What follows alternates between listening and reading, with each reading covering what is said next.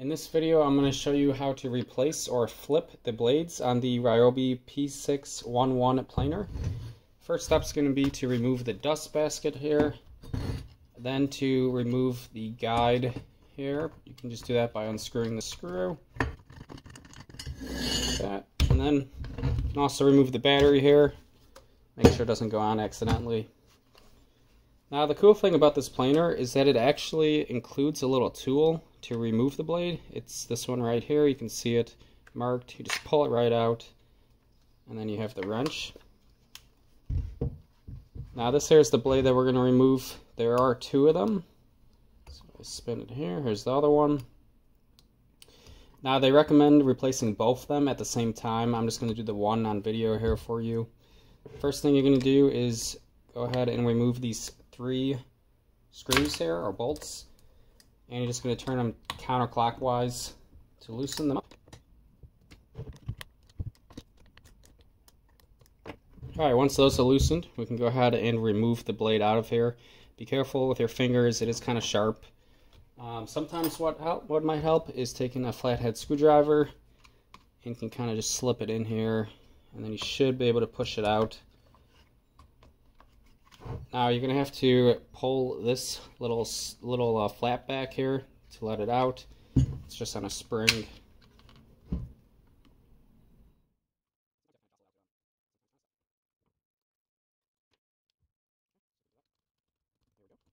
There we go. Okay, so with that out,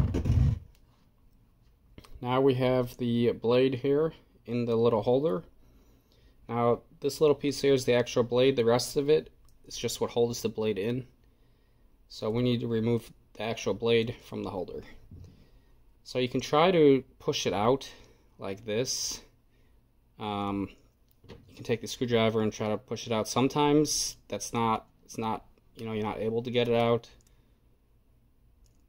This time I am, but if you're not able to get it out, the other thing you can do is kind of just put your screwdriver in here, and you'll see it all separate apart here like that. So now it's 2 pieces, the blade falls right out. So now with it out, it's a good idea to go ahead and make sure you clean up the inside. Usually there'll be a little bit of wood fibers in here. Mine's pretty clean. Just make sure it's all clean in there. Same thing on the back side here. Now go ahead and also make sure that the gap hair is cleaned out too on the planer itself. Make sure there's no wood dust in here. Be careful with the edges, they can be sharp as well. Okay. Now to reassemble it, we can take the base piece and put the blade right on top of it, like this. Make sure the grooves are facing out here, just like how I have it here. And then we can take the cover piece and line up these 2 little dimples here that are sticking out with the dimple hole here and here. So it just kind of matches together just like that. Now the blade has to get pulled up a little bit like that, and now it's sealed up nicely. So now we're holding that together. Go ahead and slide it back into the planer, just like how we took it out. Oops. There we go.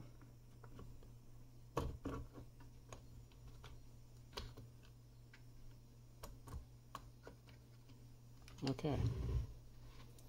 Now we'll go ahead and tighten these up a little bit. We don't want to actually have them tight, we just want to snug them up just enough to where it holds it together. Okay. Now go ahead and make sure it's in the middle. We want to have it even on both sides, so we'll start by squaring out, or by evening out the holder a little. That looks pretty good. And now I'll make sure the blade is centered. That looks good. Now if you have an issue where one side of the blade is sticking up higher than the other side of the blade, higher as in this way, you can go ahead and take an Allen key and put it right in there and just tighten or loosen, and that'll actually raise one side of the blade up or down. So in case you do have it uneven a little bit, you can adjust that. Usually it's fine. In my case here, it looks to be fine. Once that's good, you can go ahead and tighten these screws up. Just do them a little bit at a time, like this. And now we're tightening up all the way. You want them to be pretty tight. You obviously don't want to break them. So just make sure they're tight. Also be careful to not slip, because that blade is still, is very sharp. You don't want to cut yourself. Alright. Now if that one done, you want to go ahead and do the other one as well. Either flip it or replace it. That way they're both even. Once you're done with that, you can go ahead and put the tool back.